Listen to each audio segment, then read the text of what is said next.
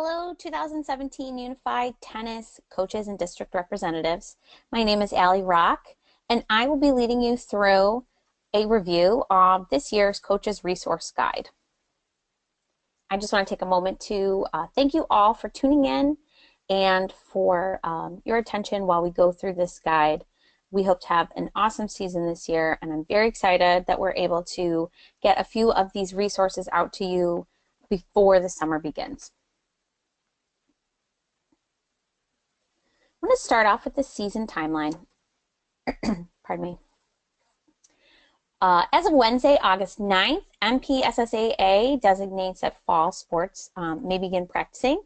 Unified sports is encouraged, if it's possible, if you are able to go ahead and start within that time frame as well. Otherwise, the week of September 4th, which is when school starts, practice may begin for unified tennis. We will have player ratings during the week of September 18th through 22nd. And please note, highlighted on your screen, there are two crucial deadlines, due dates. The first is Wednesday, September 20th for the Special Olympics Maryland application for participation in the Affirmation of Eligibility forms from the coaches due to your Special Olympics Regional Sports Director. Please note, especially coaches, that district representatives will implement an adjusted deadline in order to allow time to review and process these forms. So note that September 20th is their deadline to submit it to Special Olympics, so your deadline may be a few days before that. Similarly, on Wednesday, September 27th, all postseason registrations are due to Special Olympics. And again, district representatives will implement an adjusted deadline. We will go over all three of those forms towards the end of this presentation. District tournaments will occur between October 9th and October 20th. From those district tournaments, 1, 2, or 3, or 4, depending on how many teams train this year, will advance from each district tournament to the state competition.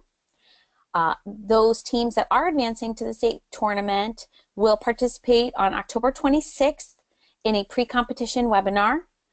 The link to register is in your coach's resource guide. And then the state tournament will be Wednesday, November 1st, with November 2nd serving as the rain date. That state tournament is at Towson University. Teams will conduct their sports season for a minimum of 8 weeks, with teams participating at least twice a week and in 3 or more competitions during the season. If a team is unable to meet this expectation, please contact Melissa Kelly at mkelly@somd.org.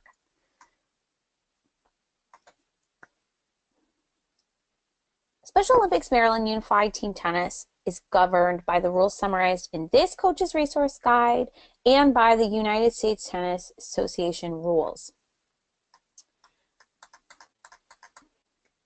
In unified tennis, doubles teams composed of players with and without disabilities play together in matches against doubles teams of similar ability levels. The outcome of each doubles match helps to determine the unified tennis team's final score.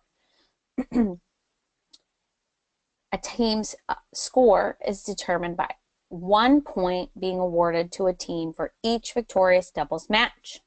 This follows interscholastic high school tennis scoring rules.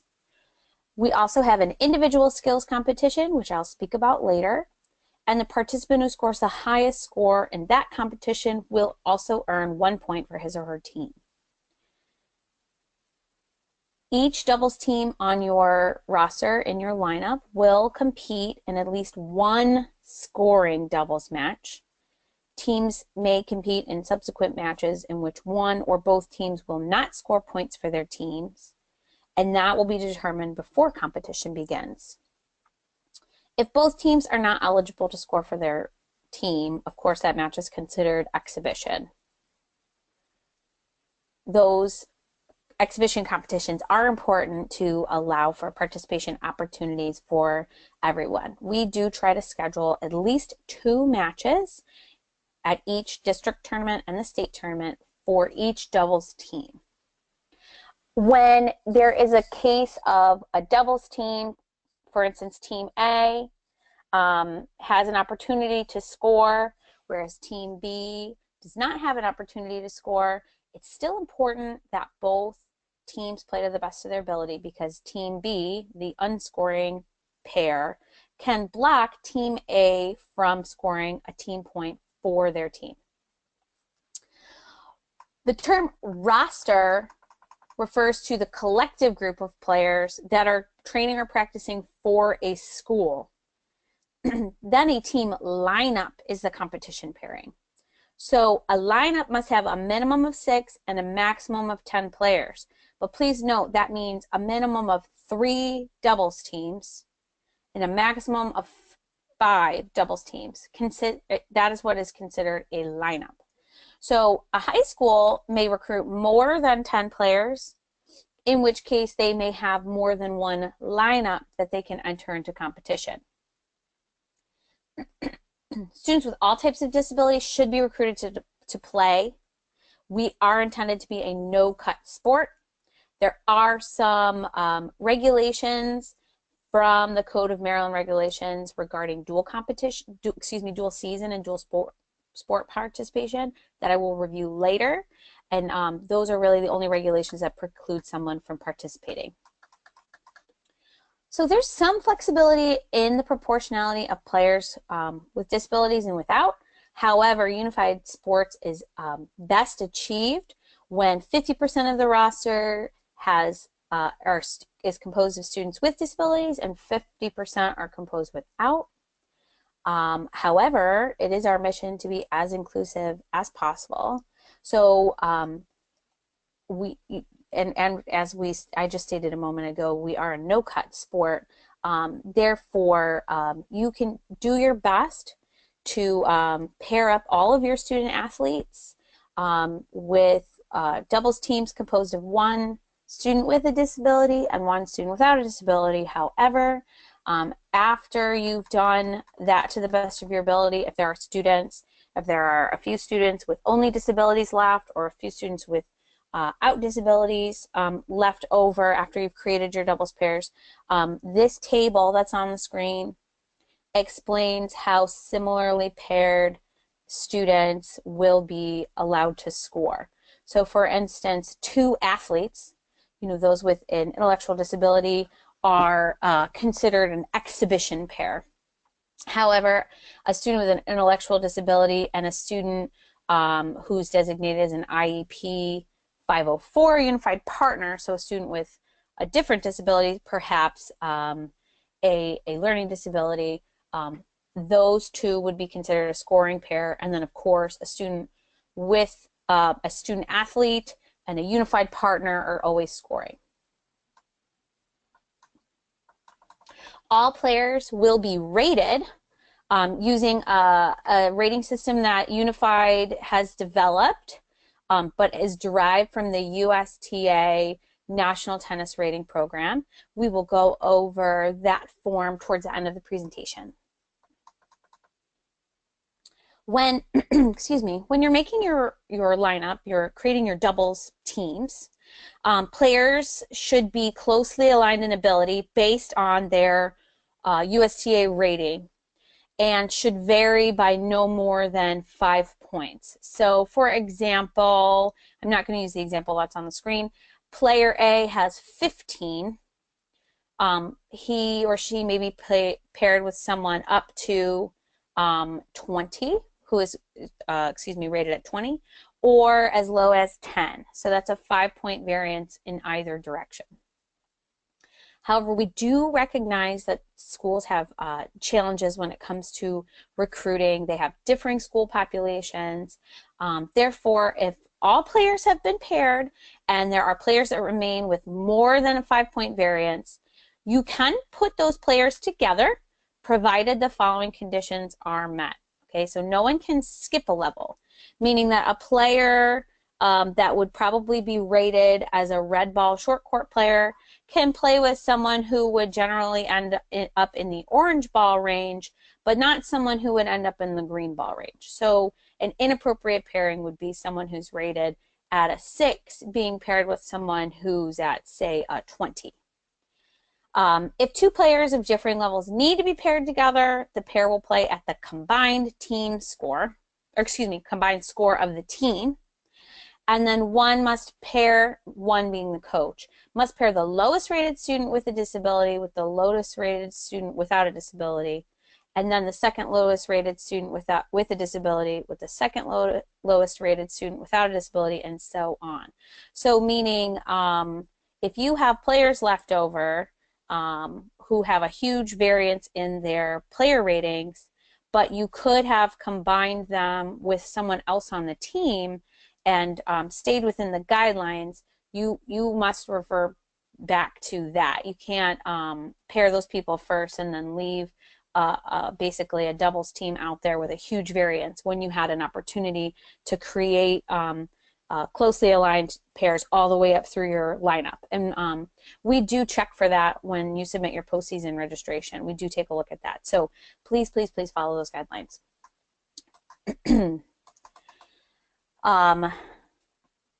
When scheduling doubles matches for a local competition and also for the district and state competition, those combined team scores for the doubles teams will govern how doubles matches are scheduled as well. So, you know, a doubles team with a combined score of 20 will play with play against similarly rated doubles teams. A competition lineup is one in which a coach may activate, again, no fewer than 6 and no more than 10 players to compete in the competition. Schools with rosters of 12 or larger may have 2 unified teams participate. Just another note, that does not mean you can have one roster of 5 doubles teams and one roster of 1 doubles team. Each of your lineups must meet the minimum or maximum requirements of a training team. So if you have 12 students, that would be 6 doubles teams. You can create 2 lineups, each having 3 doubles teams. I know that seems like it goes without saying. However, we do sometimes have team submissions where most of the players are in one lineup and an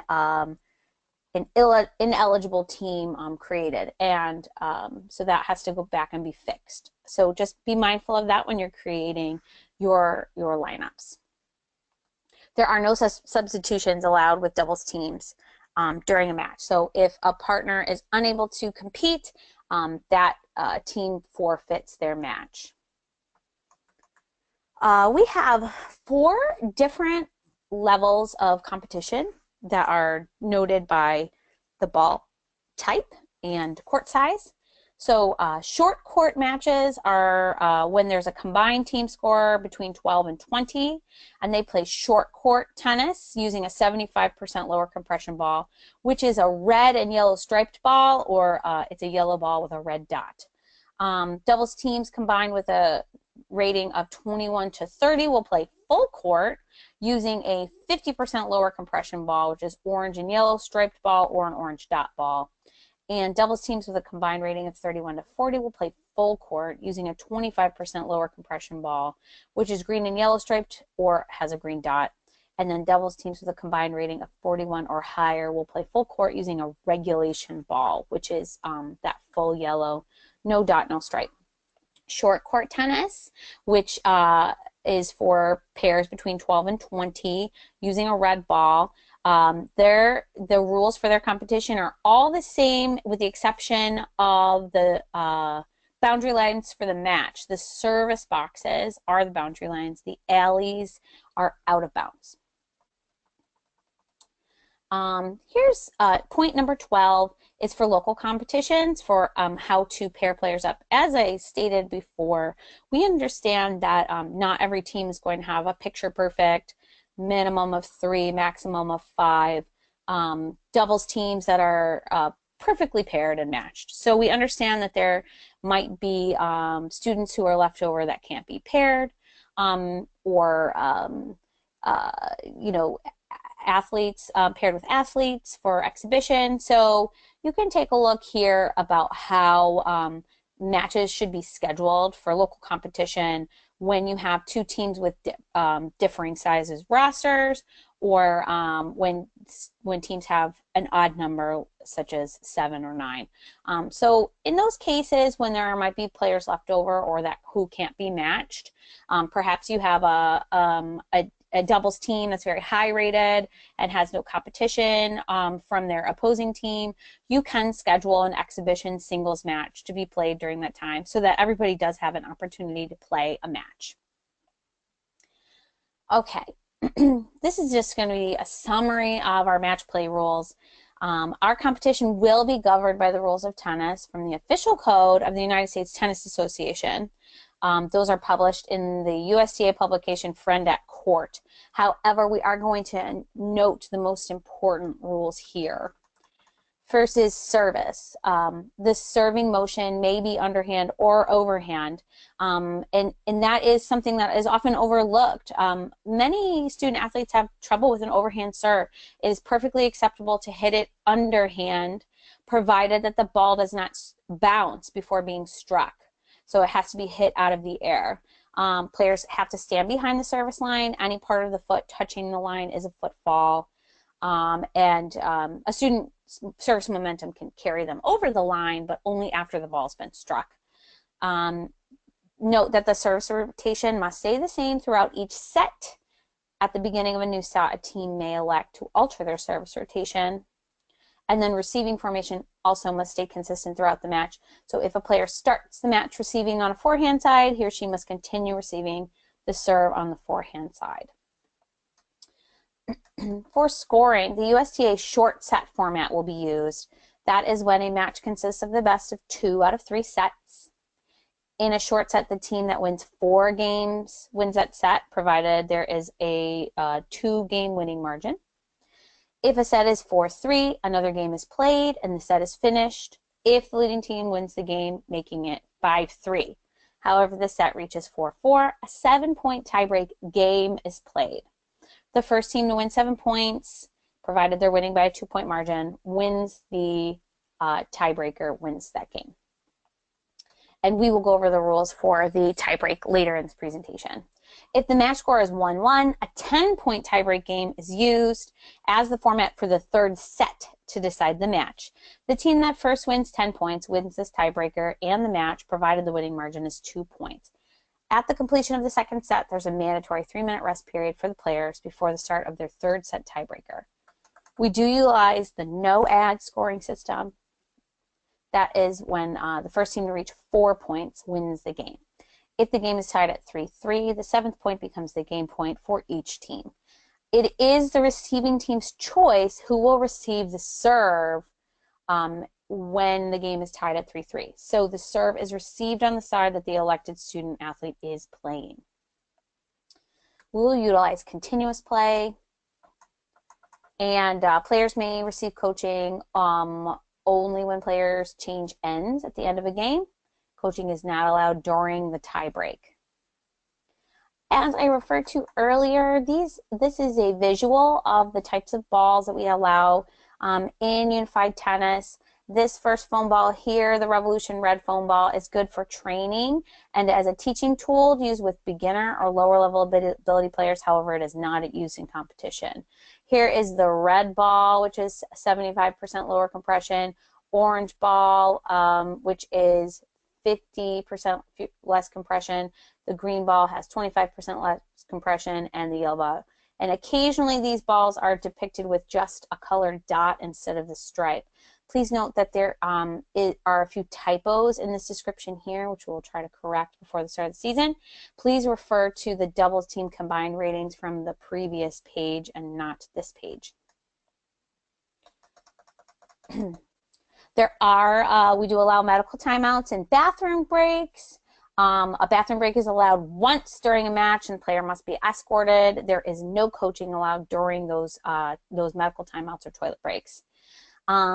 We do have modified rules, accommodations, if you will, for players using wheelchairs. A player in a wheelchair is allowed 2 bounces of the ball before they play it if they need time to get to it. The second bounce can be in or out of the court boundaries. The wheelchair is considered to be part of the body, and all applicable rules which apply to a player's body apply to the wheelchair. So the serve shall, throughout the delivery of service, not touch any wheel or any area other than behind the baseline. So just as it would basically be the same as a footfall. So because the wheelchair is considered part of a player's body, the wheelchair has to be entirely behind the baseline. When a player uses a wheelchair, is playing with or against a player who does not use a wheelchair, the rules for tennis with a wheelchair only apply to the player using a wheelchair. You know, for example, the double bounce only applies to the student in the wheelchair. We can make accommodations when necessary for visual impairments or other disabilities. Team scoring. 1 point is awarded to a team for each winning doubles match. And then at the conclusion of the competition, the team with the highest point total shall be declared the champion. When there's a forfeit, the match is scored 6-0, 6-0. And then in the event of a tie for team points, the tie will be broken by the following criteria. First, the fewest number of sets lost. Second, the most games won. Third, the fewest number of games lost in all, and those exclude any exhibition matches played. Protests must be filed within the pre-established timeline. This is example within 15 minutes of the completion of a match. That's because that will be determined by the tournament director. Players or coaches can protest misinterpretation or application of a rule, but not a judgment call. For instance, calling a ball in or out. That cannot be protested. Protests are to be submitted in writing to the control tent. Points of emphasis. In the spirit of sportsmanship, doubles teams shall come together at the end of competition and shake hands. Line calls are based on the honor system, which is consistent with the sport of tennis. If any part of the ball is touching any part of the line, the ball is in. The golden rule is that if you're not 100% positive that a ball was out, you must play the ball, that you always give the benefit of the doubt to your opponent. An out call shall be made immediately. If line calls are disputed on multiple occasions, either opponent has the right to request a lines judge. In this case, each opposing coach will designate one representative to fulfill this duty, or if representatives are not available, independent persons will be assigned. And there is a YouTube link for some more information about that in the coach's resource guide that you can follow. The simplified 7-point tiebreaker, which is not simple at all, actually. That is sort of what the joke is. But anyway, if the set score reaches 4-4 in the first or the second set, a 7-point tiebreak game is, or excuse me, 7-point tiebreak is played to determine the winner of the set. The first team to win 7 points with a margin of 2 points wins the set. And then when the sets are tied 1-1, a 10-point tiebreak game is played. So the team whose turn it is to serve, this is also the team that served the first game of the set, serves the first point of the tiebreak from the right side of the court. Players then serve in the same serving rotation that has been used through the set. So team A serves a point, it goes over to team B for the next point, then it goes back to team A, and it bounces, each point it bounces back and forth between the teams, and then the serve also rotates amongst the players in the same order they did throughout the entire set. So if a doubles game of A-B versus C-D, with A having served the first game of the set, A serves the first point from the right side. After that first point is played, player C serves points 2 and 3 from the left and the right. The serve then goes back to the original team, and player B serves points 4 and 5 from the left and the right. D serves point 6 from the left, and after the team's change ends, D serves point 7 from the right. A serves points 8 and 9 left and right, so on and so forth. This continues until one team has 7 points in order to determine the winner of a set, or 10 points in order to determine the winner of a match with a margin of 2 points. So if the score reaches 6-6, the teams change ends and continue in the same pattern until one team is ahead by 2 points. In the example, B would serve point 13 after the end change from the right side. If the set continues beyond 6-6, the teams change ends every 6 points. For the next set, the teams change ends and CD serves the first game. Okay, we recognize that this can be very confusing. This is very difficult for volunteer scorekeepers who may be just trained day of to score a tennis match to implement. And so to ensure that a 7-point or a 10-point tiebreaker is played according to the rules, competition or tournament personnel or a coach should be present to supervise. So for local level competition, a coach, a district representative, at the district and state competitions, it will be tournament personnel. So play should be suspended, and a unified tennis coach or competition or tournament personnel notified, and that tiebreak game will be administered by them. Okay, and there is some more explanation here in the last 2 bullet points on how those should be scored. I'm not going to go over that in detail right now. Winning the toss, so the beginning of a tennis match is always started with a coin toss or a racket spin to determine, and the winner of that toss will choose to serve or receive in the first game, or they'll choose the end of the court to begin play. And then if the players who win the coin toss choose the end of the court to begin the match, the opponents choose number 1, whether to serve or receive. The players who won the toss initially may choose to defer to their opponents, in which case the opponents now make one of the above 2 choices, but they cannot defer back to the original team. Okay, the principle of meaningful involvement. If you are new to unified sports, this is an extremely important, the most important of the 7 criteria for the success of a Special Olympics Unified Sports Program. For anyone who has been involved in Unified before, this is a review. If this is your first tennis season, I'll go over some examples of how the principle of meaningful involvement applies to tennis. So fundamentally, the principle of meaningful involvement ensures that every player is given an opportunity to contribute to the success of his or her team through their unique skills and qualities. What does that basically mean? It means that everyone on the team contributes to the best of their ability. And this may come as a pleasant surprise for students with disabilities who aren't used to having their unique abilities valued or respected. And this might be an opportunity for great growth for students without disabilities. So the goal is that every teammate should play a meaningful role on their unified sports teams. They should have quality social interaction and communication among teammates, and this allows everyone to fully enjoy a positive experience. So what does this all mean?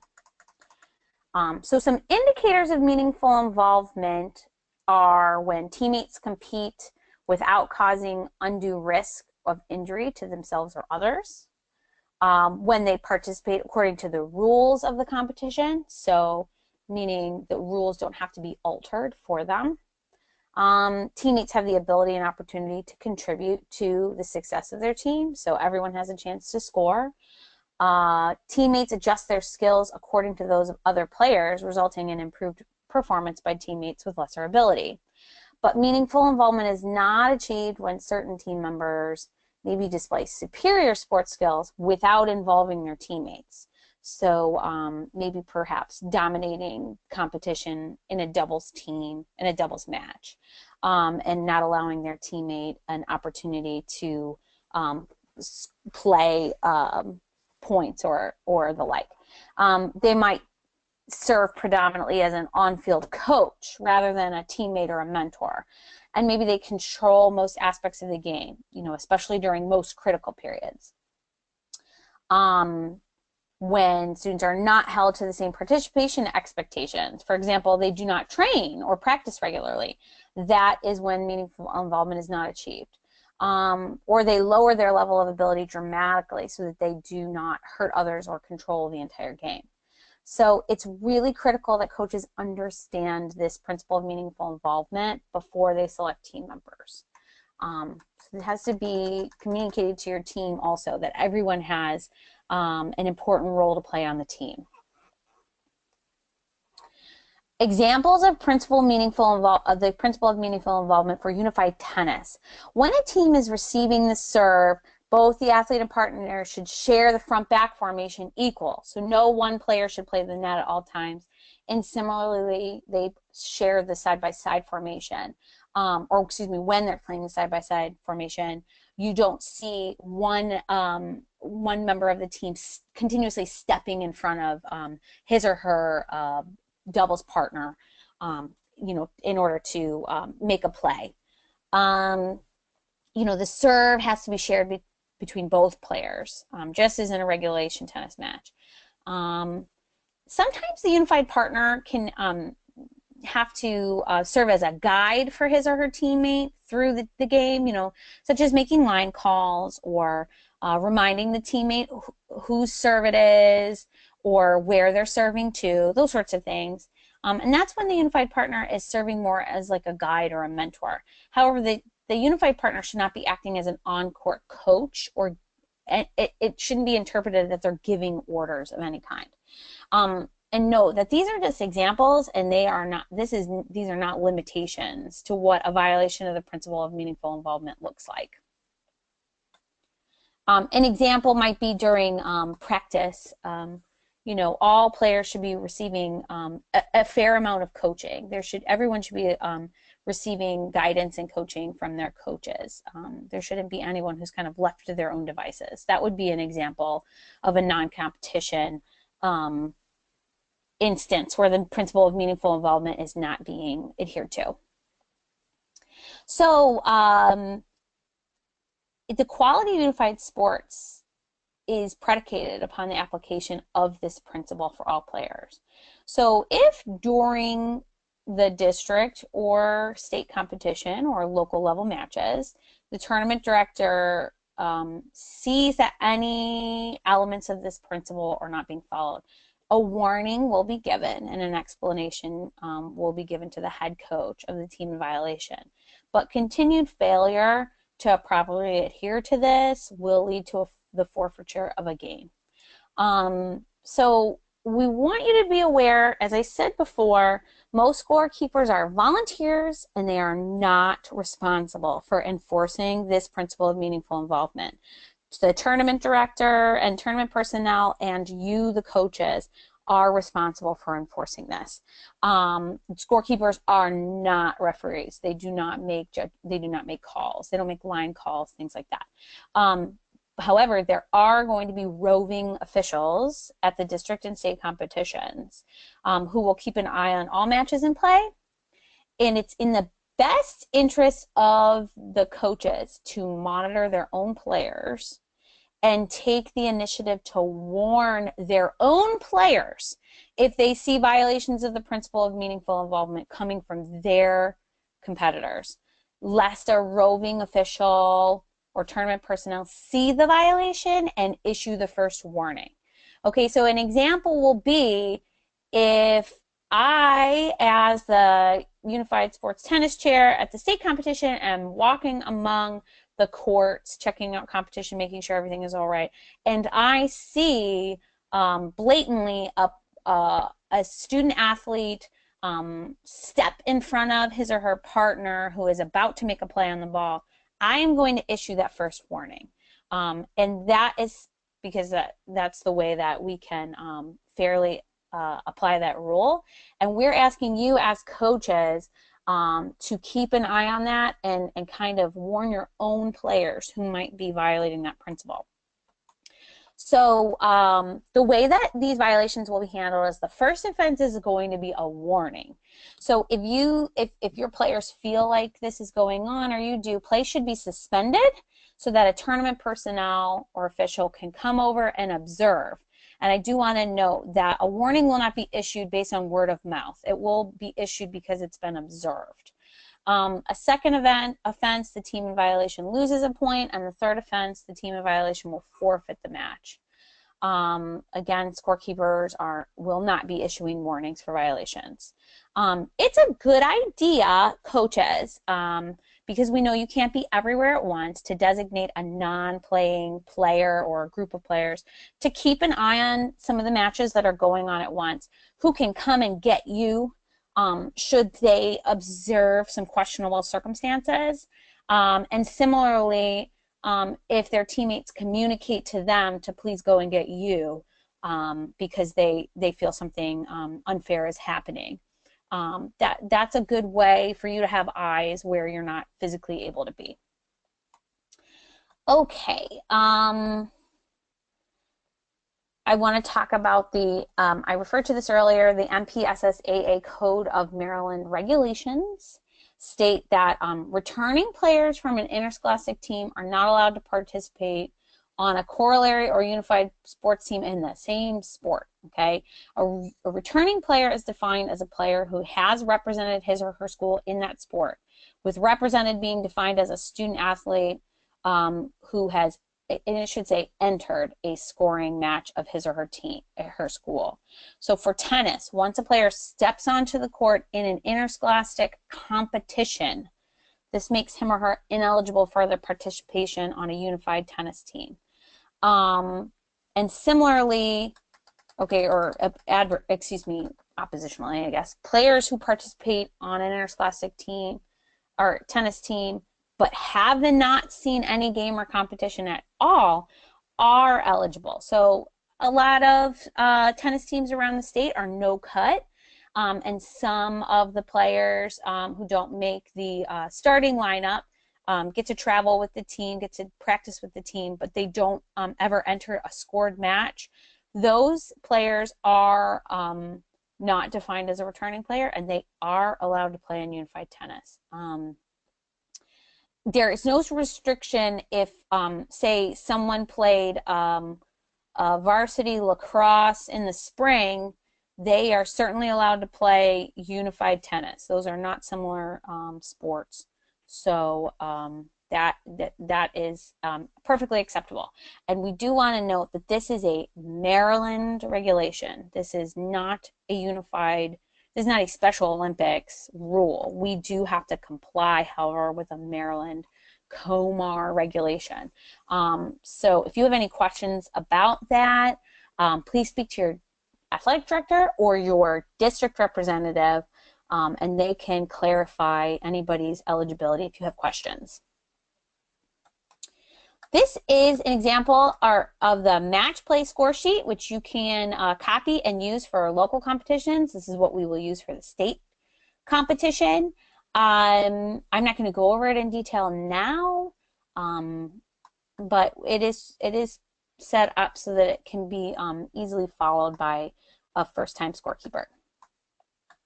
The individual skills competition is an option for student athletes whose disability or inexperience may preclude them from playing on a short court doubles team. Just anecdotally, my first 2 years of coaching unified tennis, I had a student athlete in a wheelchair who did not have enough range of motion in his arms to fully play in a doubles match. And it was a safety concern. He couldn't actually get the racket to eye level in order to protect his face from an oncoming ball or something like that. So in that case, it was not appropriate for him to be able to play in a short court doubles team, but he was able to play in the individual skills competition. And so the individual skills competition is a series of tennis skills that can be scored based on accuracy of the strike. The ball is fed to the student by a person tossing the ball to them. And we just want to note that you should make every attempt to get a player into a doubles team. So if they have some promise of being able to get better at doubles play as the season goes on, you should really they should be on a doubles team if at all possible. So kind of consider the individual skills competition as a final option. But also similarly, when you're recruiting for your teams, a lot of times the parents or teachers of students with more severe disabilities express concern about the technicality of tennis, and they don't want to send their student athletes out for it because they worry that it's too difficult. The individual skills competition can be a way to encourage those parents to go ahead and let their student athletes come out for the team anyway, because even if they can't, they're going to be unable this year to kind of be able to play full tennis format, they can still improve their skills training for this individual skills competition. So the ISC, down here, point number 5, to make practices in the competition inclusive, the individual skills competition player is paired with a teammate to work together. Now that teammate can play on a doubles team and be the peer mentor for a student in the individual skills competition. So they can be the ball feeder for the partner. This teammate should be able to properly deliver the balls during competition, and I'll explain that further in a second, and also build camaraderie or friendship on and off the court with their player, their individual skills competition friend. The ISC will use that red ball, that 75% lower compression tennis ball, and a player's final score, which is determined by adding together all the scores of the individual skills that make up the ISC. The player with the greatest final score will actually be awarded 1 team point for that achievement. And another anecdotal note, my team was actually my second or third year coaching. We advanced to the state competition by 1 point, and it was because our student athlete won the individual skills competition. So that is that's another way that the individual skills competition does allow for everyone on your team to have a meaningful opportunity to contribute to the success of the entire team. Okay, this is the format of the individual skills competition. There is the forehand volley, the backhand volley, the forehand ground stroke, the backhand ground stroke, and then on the next page there also is the serve to the deuce and advantage courts. So you'll see in this image in the middle where the student athlete stands on the yellow X, the ball feeder stands on that pinkish purple X, and tosses the ball in the air 5 times to the student athlete's forehand side, and then 5 times to the backhand side, and the student should strike the ball. If it lands over the net in the blue area, it's 5 points. If it lands over the net in the yellow area, it is 10 points. Similarly with the ground stroke, you'll see that the individual skills competition player is moved back, and the ball feeder comes a little bit closer to the net, stands at the net. The ball feeder then bounces the ball to the forehand side, and the player strikes the ball. If it lands in the blue area, again, it's 5 points. In the yellow area, it is 10. For each of these skills, forehand, backhand, they will be given 5 attempts for a total possible score in each of those skills of 50 points. And then this next level of the individual skills competition kind of allows for students to improve their skills over the season to go to the next level.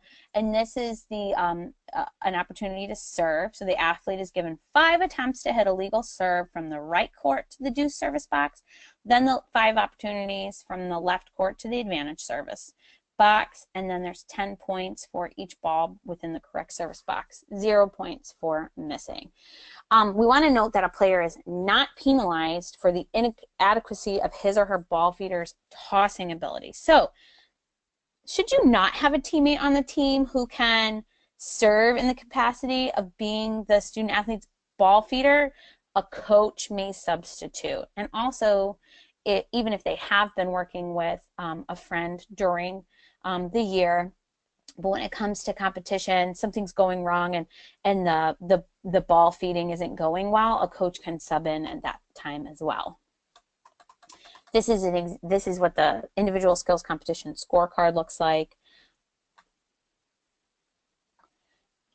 On this page, this is coaches' education resources, lots of links, videos, and documents for you to hone your coaching skills.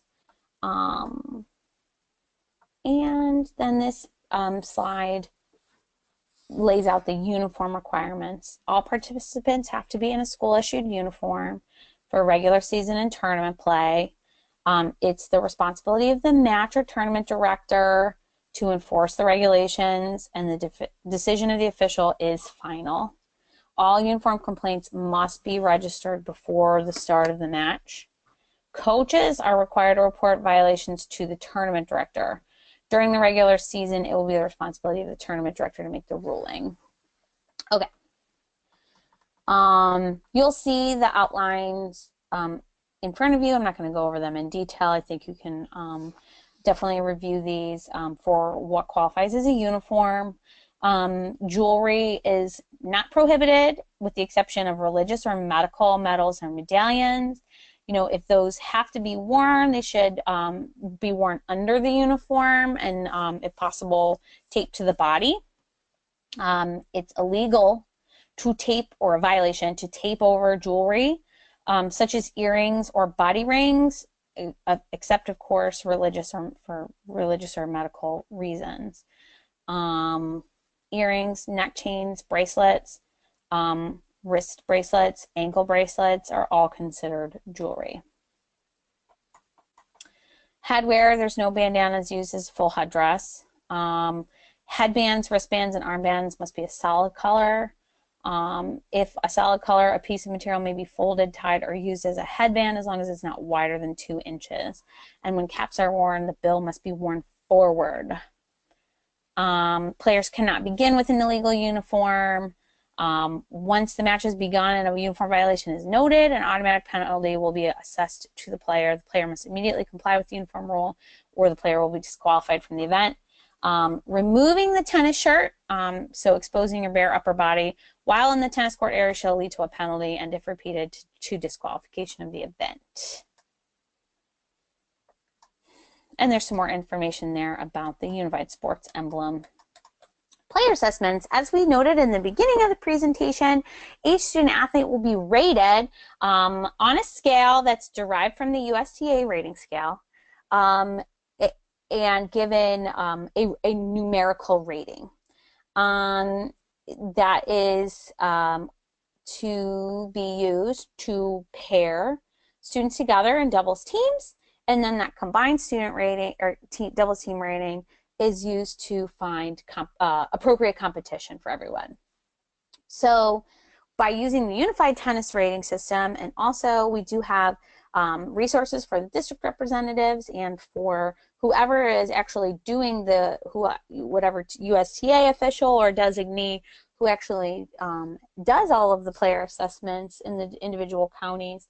We really hope we can create a consistency among raters throughout the state. This here is the tennis rating sheet, and you'll be given instructions about this prior to tennis ratings, but all of the coach should complete the top portion for everyone well before the start of the player assessment, and then we actually ask coaches to sort of pre-rate each of their players to give the raters kind of an area to start from. And also we want to note that if you have returning players, they shouldn't go down in rating from year to year. If that happens, that your rater and you should probably look at that form and maybe look at the student again. They should really be starting at least at the level they ended the previous season with. So if you're seeing students' ratings go down, there's probably something not consistent going on with the rating, and you should really be mindful of that and take a look at that. The state high school tennis tournament will be November 1st at Towson University's Tennis Center. Rain date will be the next day, November 2nd. We will have 175 approximately student athletes and about 30 coaches that will advance from district tournaments to compete at the state competition.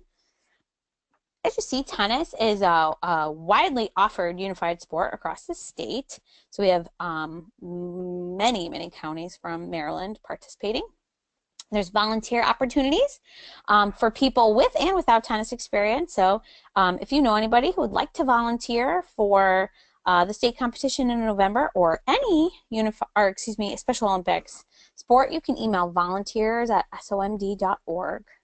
The schedule is to the right, which isn't we stick to the schedule pretty closely for the start of the day. The only thing that's sort of a tentative and subject to change is the award ceremony. If the competition runs smoothly and quickly and we are able to finish up early, we will move the award ceremony up. And then you'll note that for coaches that do advance to the state competition, the coaches pre-competition webinar will be held Thursday, October 26th at 6 p.m. and there is a registration link there. I'm going to go over these forms and then show you where you can find them in the Coaches Resource Guide. This is the application for participation, which Special Olympics Maryland mandates that all student athletes must complete. The entire form needs to be filled out. That means every box needs to be checked that's relevant. It's extremely important that you ensure that disabilities are noted properly and that all participants, regardless of age, need a parent or guardian to sign it. Also, each participant and coach must satisfy their own local school systems requirements, such as an annual medical exam. So make sure that you're also complying with your own local requirements for participating in sports. These forms can be scanned and emailed or hand submitted as instructed by your district representative or your Special Olympics Regional Sports Director. And there is a copy of this form in the Coaches Resource Guide, and there will also be a digital option for you to print. This is the Student Athlete Affirmation of Eligibility. This is the form that we will use to be considered your full and complete roster. Certainly, we know that some students may scratch or be injured and can't be entered in competition. They can be included on this form, but maybe not end up at the state competition. But there will be no students after the deadline for when this affirmation of eligibility is due, which is September 20th. There will be no students allowed to be added to your roster after that day. Any student who is on this is eligible for competition. This is the postseason tournament registration. This is what the district tournament directors and myself for the state competition will use to create matches for competition. So it is vital that this is filled out completely and correctly. This is a copy of the form. However, this is not to be handwritten. This will be given to you in an Excel file, and it should be filled out and submitted digitally. The reason for that is because where my cursor is circling right now, these are drop-down boxes, and over here the combined rating is cells that have a formula that are the sum of the individual ratings for the two partners. Okay, so if you have more than one lineup for your team, so as I stated in the beginning, maybe you have 12, 14, 16 on your team, you may fill out as many of these postseason registration forms as you need to create your lineups. And recall, please, that a lineup is a minimum of 3 doubles teams.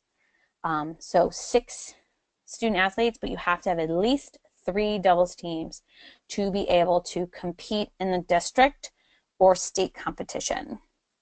And you'll see down here where my cursor is circling the final combined team rating scores and the level in which those doubles teams will fall. So 12 to 20 is red, and that's short court, and that is what you'll find in this drop down box over here on the left side that says event. Okay. All coaches have to fill out a Class A clearance for Special Olympics. Once this is filled out, if I recall, it is good for 3 years. So you should speak to your district representative about having this Class A clearance filled out as soon as possible. I am not going to go through the application and questions, frequently asked questions and those sorts of things. I'm going to leave that to your district representative to explain. Speaking of district representatives, this is the contact information for relevant personnel for the unified tennis season. There you'll see the email addresses for all of the unified sports district representatives for the counties that are represented during the tennis season. My contact information is in the center here, ellierock.somd@gmail.com, and the Special Olympics Maryland staff here down at the bottom. Currently there are 2 regional sports director vacancies,